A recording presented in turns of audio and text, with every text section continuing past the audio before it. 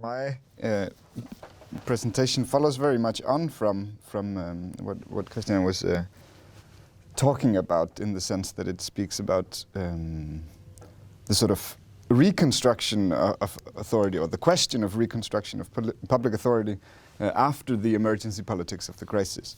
And I think when we talk about the emergency and what Augustine was talking about, that you go back to normality after the crisis, I think there are two ways of seeing, and this is Carl Schmitt's hypothesis, right? There are two ways of seeing the emergency situation and the governmental acts in the emergency situation. One where it's a temporary suspension of the norm, and where you go back to the norm after you have created the conditions in which the law can be realized again. But there's, of course, another possibility, which is this sovereign dictatorship that invokes a constituent power moment to change the order, to change the law, and create the conditions necessary for the realization of a new constitution, of a new constitutional order. And I think this is very much what we've seen in the Eurozone crisis. And this, I think, is where the question of sovereignty becomes relevant. And what I'm trying to get at in my paper is this conflict that is framed in the language of sovereignty, and different conceptions of what sovereignty is and should do. So different utopias or dystopias using sovereignty. So not sovereignty as an anti-utopian concept, as Luke was talking about, but as a utopian concept, saying, okay, either one kind of sovereignty as the European sovereignty that's able to project a power in the greater world, or sovereignty as this kind of democratic political freedom to do to experiment with different kinds of economic policies. So this comes a little bit back to also the discussions we've had. So this sovereignty question, I think, is really, I mean, Schmitt talks about it as a borderline concept, right? It's a concept that becomes relevant when it's not no longer abstract, when it's no longer, it doesn't, when it matters who decides, when the question when Neil McCormick's sort of idea that we can cooperate to produce laws, when that doesn't really work anymore. So you need to have these, or it becomes relevant when there is deep fundamental conflicts on the political existence of the community and its way of life. And I think this is the Schmittian reading, and I think this is quite what has happened in the Eurozone crisis to a large extent. And I think the conceptions of sovereignty that are advanced in reaction to the Eurozone crisis, emergency politics, reflect two or different ways of conceiving sovereignty on three, I think, important issues. So the moment of sovereignty that is privileged, so is it the extraordinary moment of the constituent power, or is it the expression of democratic sovereignty through ordinary politics, through electoral politics and so on?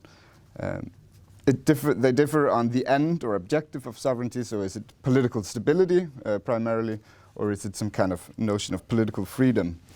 And then, of course, they differ on the relevant dimension of sovereignty, so is it projecting power in the external world, or the realization of different ways of living internally in the political community. And I think this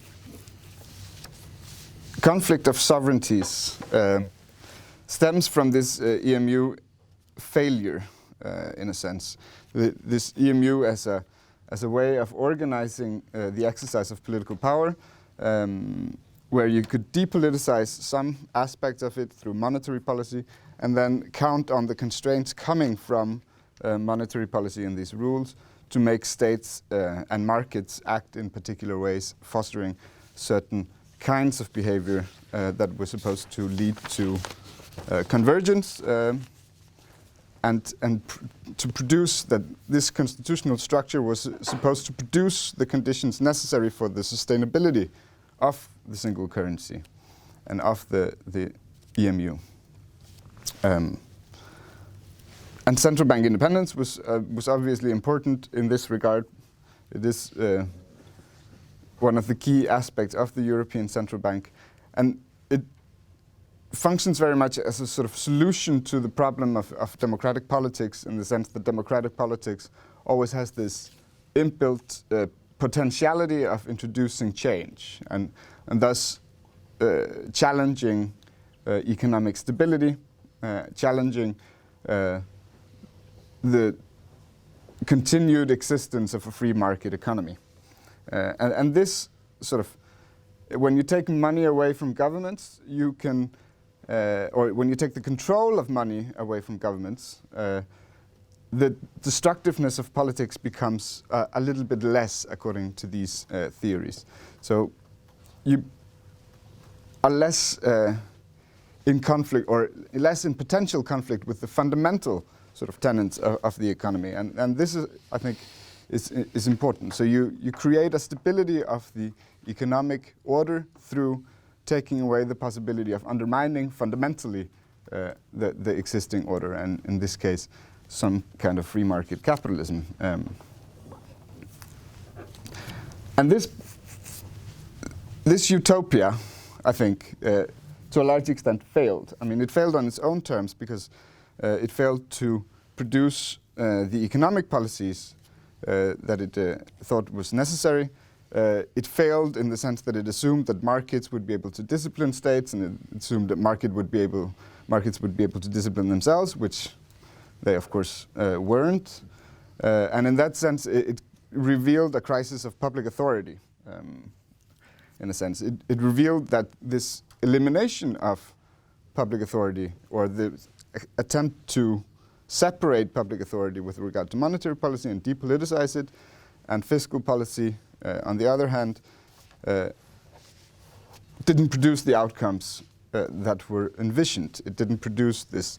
It didn't realize the ideology inbuilt in the constitutional construction.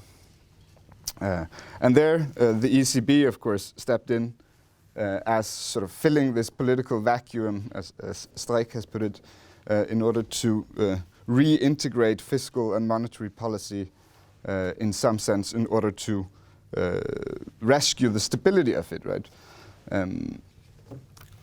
But this, as Christian was saying, this is of course entirely unacceptable in the long term. I mean, nobody can live with a central bank that is producing the political problems. And here I think this question of reconstructing public authority comes back. So in a sense, government precedes its authorization, which happened during the crisis.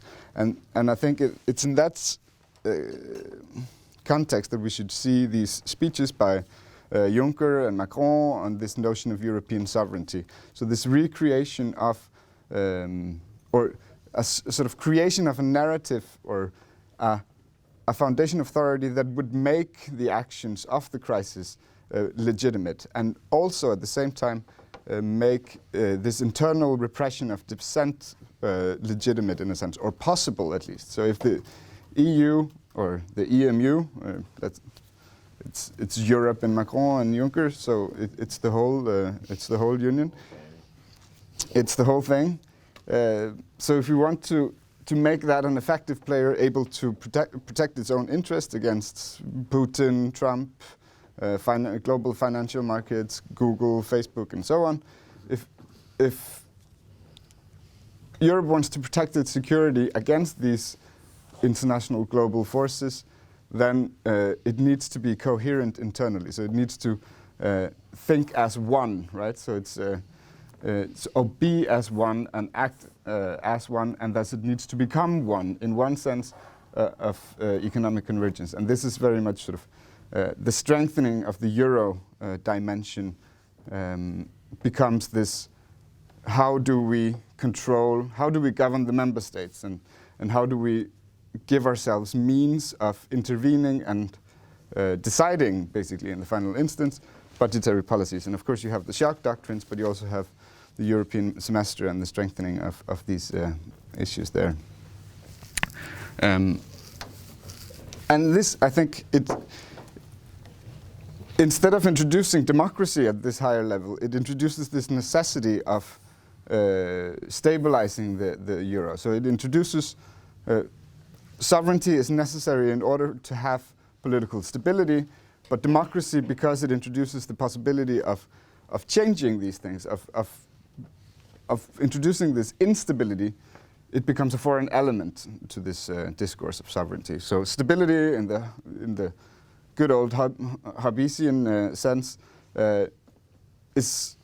justifies the sacrifices of political freedoms with regard, in this case, to economic policy.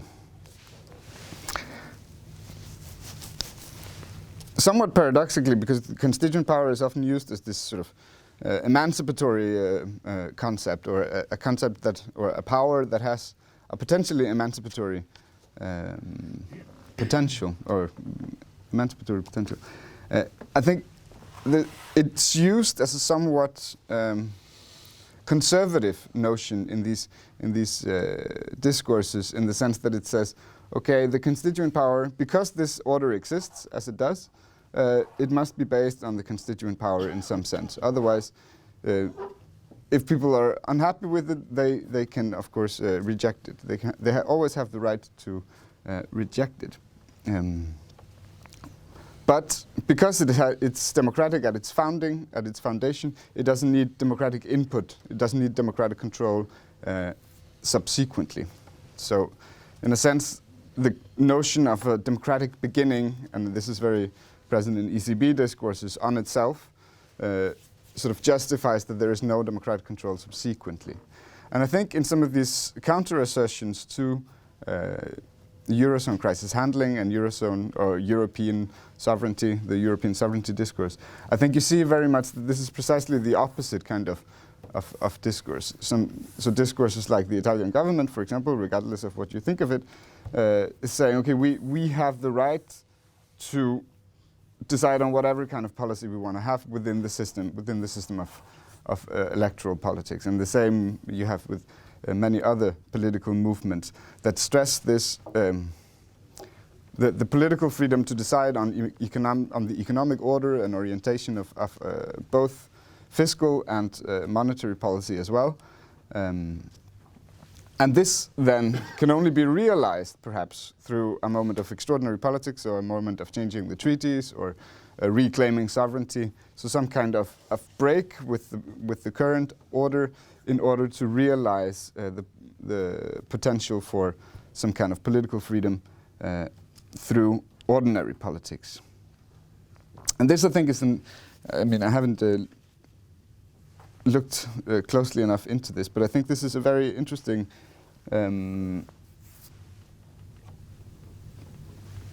perspective on, or this conflict of how you see sovereignty. For what is sovereignty for, is, I think, interesting to see in political discourses, and in terms of new utopias. Perhaps there is something to say for a system that somehow takes this second dimension, or second conception of sovereignty seriously. So an economic utopia without an economic content. Thank you. I've said enough. Yeah, but please. Okay, just to break the silence. What I really find where you are right, and I think it is worth considering what happened. When they constructed EMU, there was this idea, okay, we need mechanisms, non-political mechanisms, economic rationality to discipline the behavior of states. And you have described it perfectly well. This is why we have the no bailout, this is why we have the prohibition of state financing. There is, in the ordoliberal tradition, of course, these elements are there, these elements are there. And if you look into the literature coming out of Freiburg, the current director of Freiburg is Lars Feld, also at the same time head of the Economic Sachverständigenrat, the council at the ministry. This is now absolutely revealing. He says, yeah, we have this, and this is an economic order. However, it does not work. Mm-hmm. So we have to make compromises, he said. Mm-hmm. And now, what you described, or what we are discussing, is this compromise that we re-establish the market in different ways, and there I say, no, you replace the market by politically fired. And this is, so to speak, the anathema of an ordoliberal tradition. And the Draghi talk, Draghi said, the market's got it wrong with Italy. They do not understand Italy properly. I understand it, Draghi, and this is why this is why I replace what Moody's and all these people say by OMT.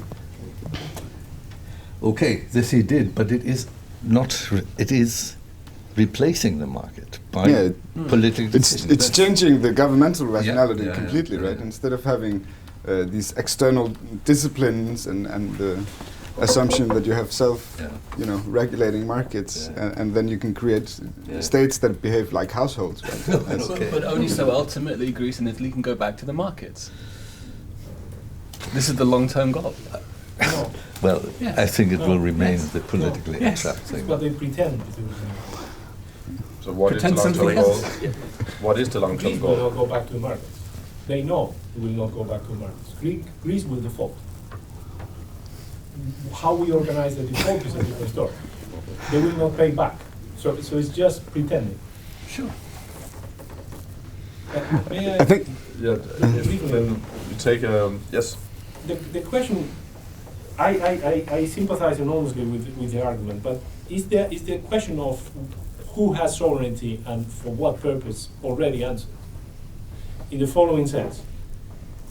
The European Central Bank has de facto two sovereign powers of the utmost importance. Is the lender of last resort to states, organized one way or the other, and is the lender of last resort to banks. And when you are on the cliff, it's very obvious that the European Central Bank exerts these powers. So let's say 2005 Greece, they decided life or death of the Greek banks. It was death. 2015, sorry. 2015, it was death. Okay. These are political powers, only not recognized as such, or we can do whatever. But this means sovereignty, the sovereignty question is answered in that regard. It's the ECB that is sovereign. And the purpose for what is sovereign is keeping a certain understanding of monetary stability that is not related to inflation of assets, on which they are not concerned about the inflation of assets. They were not concerned before, they are not concerned now. This is the point of Jeremy Lehman, I think has to be made once and again. And it's to this very strange concept of financial stability that also is not ordoliberal. This is a hybrid concept that we are here dealing, which basically means, and I'm a non-erratic non-Marxist, but let's face it, this means the accumulation of capital. Keeping the value of capital and keeping open the possibilities of accumulation of capital. That's it. Yeah. Then the question is very obviously, and you are right. Then the question is, this is not political sovereignty or this is not democratic sovereignty. This is taking the risk out of democracy.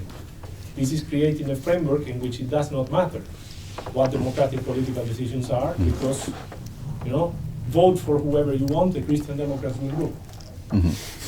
Yeah, that's precisely the point why I use the term political stability instead of price stability and financial stability in this context, because I think it goes deeper than merely keeping financial markets going.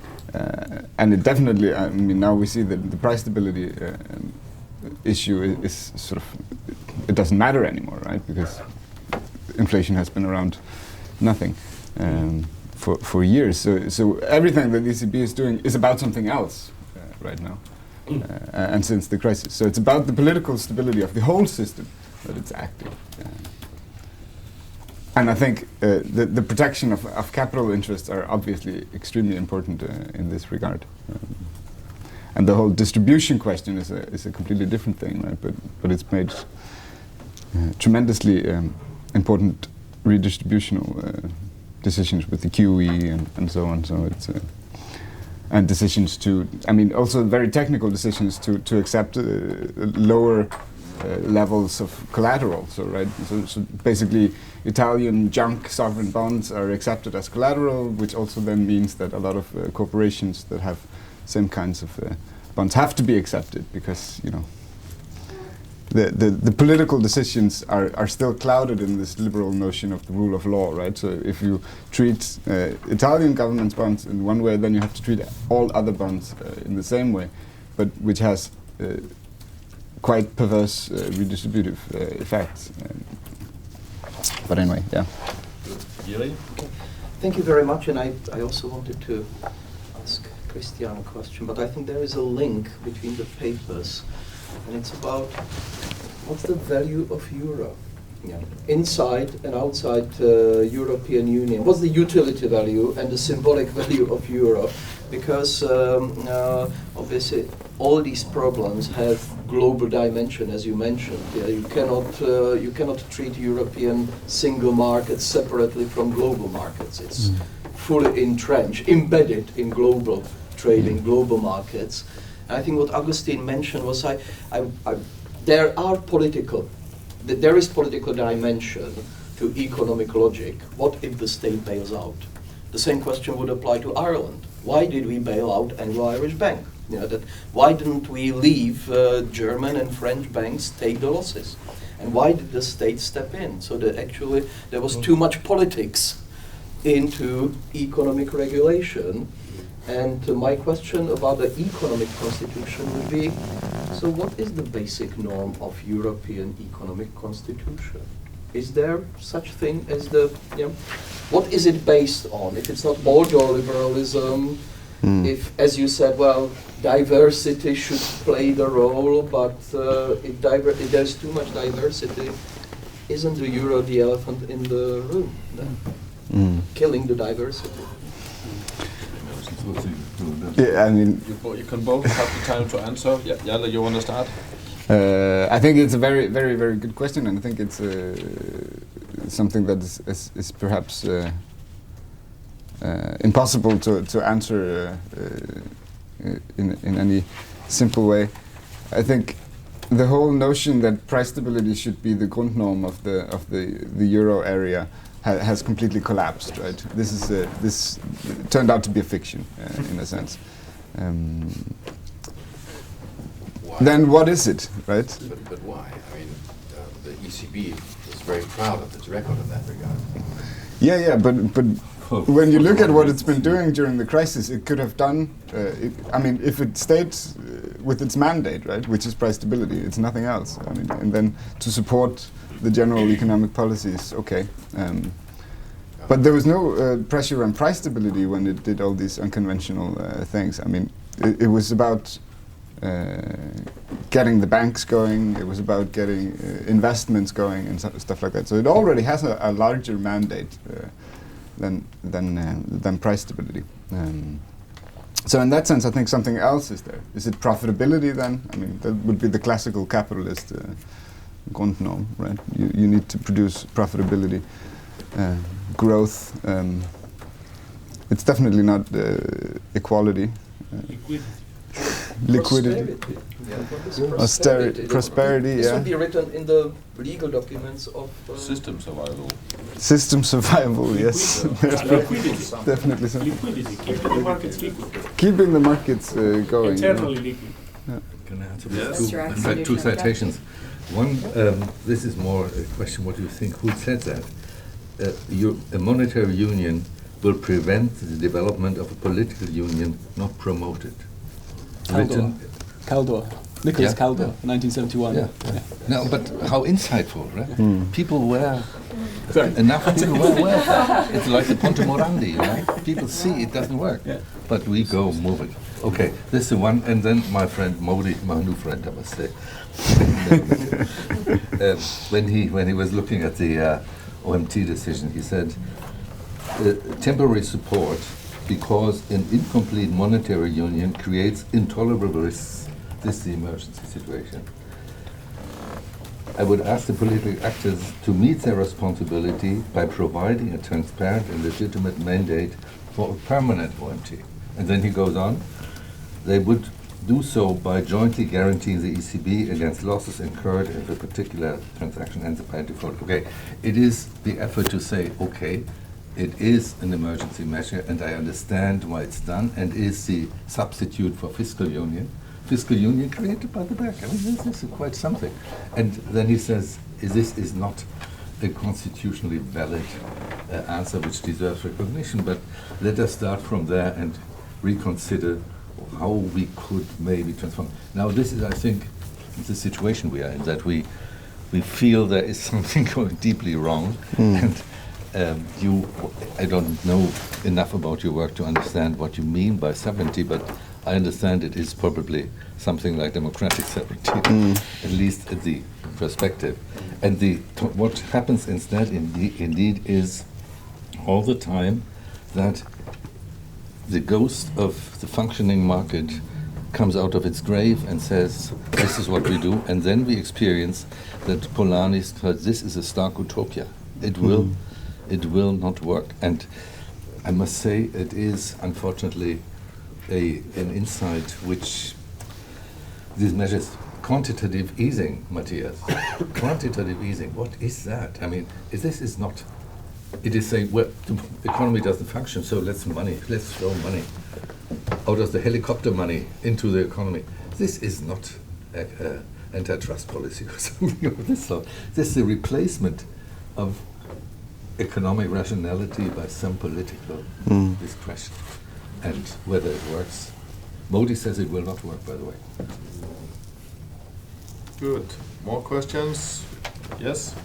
I'm wondering for both papers how much this economic financial rationality is also moving to other fields, for instance, labor law, more broadly internal market, in terms of both delegalization or state of exception or economic constitution, and whether you saw that move. I remember this Ajit Iraklis case of the court in Greece about compulsory dismissal or collective dismissal, where the whole proportionality analysis of free movement of services just cut off. And instead of going to do the classic proportionality, the course, well, state of exception here, of course, it's Greece, they're under the Troika model, just cut it off. And I was very surprised to see how this mentality moves away from merely the financial and banking, but it infiltrates labor and other social everything. Yeah, and I think there, I mean, the market comes back in a sense, because there is this idea, or emerging idea at least, that public authorities should really make sure that the market gets what it needs, right? So for example, on labor law and wage bargaining, for example, they tried to introduce these, wage moderation principles in order to, stimulate the market, right? So it's everything is for the market, but it's by public authority, right? And Hayek would love that. Hayek would love it. Any comments on this question? I think it Yeah, well, I mean, it is, you see, this is a tragic logic of this thing, that if you say we need to stabilize the euro, now what we see is necessary is the destruction of Italian labor law, unfortunately, and then we write a letter, and then it's done, and so on. Okay, this whereas is... in the Fed, for instance, in the US, the Feds have that as part of, they check inflation and unemployment. It's all part of the Fed. The ECB doesn't have directly that. So they would have to justify it even more if, but it's... They argue with the necessity, because if you tolerate this kind of policy, which is behind that, you would go back to unacceptable grades of indebtedness. It's all fantasy, because it is. I mean, the United States have an indebtedness which is probably higher than Italy's, right? Especially now. And Japan as well. And they still survive, right? Yes. Yeah. No politics. Good. Any final questions before we move on in life? Well, I mean, can I just ask the same question I asked Christian, that we should ask ourselves, all the time? Is this logic of subversion of sovereignty or democracy, structurally inherent in the very fact of EMU? However, the it was reinterpreted. And I mean, I think you need to confront this. Christian answers, well, no, because Sharp says we could have €2. Well, that's already a different system altogether. So I think at some point we really need to ask if, at the end of the day, the inherent logic is it was almost deterministic. You're going to have a logic of, it's a capitalist logic, it's a kind of crisis of capitalism logic, and you know. On the other hand, yes. It's coming, don't worry. Next paper. I just have to face that question. I think the problem is that, or rather, yes, perhaps the question is yes, the euro has all these terrible deterministic tendencies, but at the same time, the absence of the euro would also have some other consequences. So in a sense, it goes to a question of capitalism, right? And sort of, because capitalism is much bigger than Europe, and it's much bigger than the euro. I mean, the euro is one way of organizing it, and one way of using public power to promote capitalism to some extent. But the question is really, how do we deal with capitalism?